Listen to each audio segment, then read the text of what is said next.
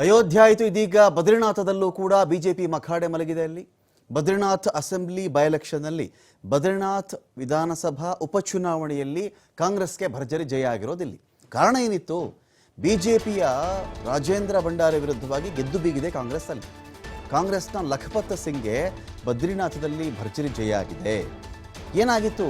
ಕಾಂಗ್ರೆಸ್ಸಿಂದ ಗೆದ್ದಿದ್ದಂಥ ರಾಜೇಂದ್ರ ಭಂಡಾರಿ ರಾಜೀನಾಮೆ ಕೊಟ್ಟುಬಿಡ್ತಾರೆ. ಅವತ್ತು ರಾಜೀನಾಮೆಯನ್ನು ಕೊಟ್ಟು ಬಿಜೆಪಿ ಪಾರ್ಟಿಗೆ ಸೇರ್ಪಡೆ ಆಗಿಬಿಡ್ತಾರೆ. ತುಂಬ ದೊಡ್ಡ ಮಟ್ಟದಲ್ಲಿ ನಡೀತಾ ಇತ್ತು. ಇಲ್ಲ ಚುನಾವಣೆಗಿಂತ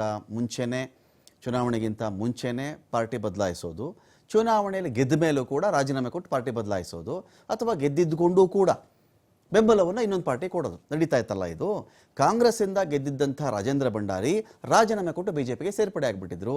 ರಾಜೇಂದ್ರ ರಾಜೀನಾಮೆಯಿಂದ ತೆರವಾಗಿದ್ದಂಥ ಉತ್ತರಾಖಂಡ್ನ ಬದ್ರಿನಾಥ ಕ್ಷೇತ್ರ ಇತ್ತಲ್ಲ, ಇಲ್ಲಿ ಲಖಪತ್ ಸಿಂಗ್ ನಿಂತ್ಕೊಳ್ತಾರೆ. ಹೊಸ ಮುಖ ಕಾಂಗ್ರೆಸ್ನ ಕಡೆಯಿಂದ ಲಖಪತ್ ಸಿಂಗ್, ನ್ಯೂ ಫೇಸ್ ನಿಂತ್ಕೊಂಡು ಏನು ಮಾಡ್ತಾರೆ ಅವರು? ಇದೀಗ ಇದೇ ಬಿಜೆಪಿ ವಿರುದ್ಧವಾಗಿ ಗೆದ್ದು ಬೇಗಿದ್ದಾರೆ. ಲೋಕಸಭಾ ಚುನಾವಣೆಯಲ್ಲಿಯೂ ಅಯೋಧ್ಯೆಯಲ್ಲಿ ಬಿಜೆಪಿ ಸೋತಿತ್ತು. ಇದೀಗ ಉಪಚುನಾವಣೆಗಳಲ್ಲಿಯೂ ಕೂಡ ದೊಡ್ಡ ಮಟ್ಟದಲ್ಲಿ ಬಿಜೆಪಿ ಸೋತಿದೆ.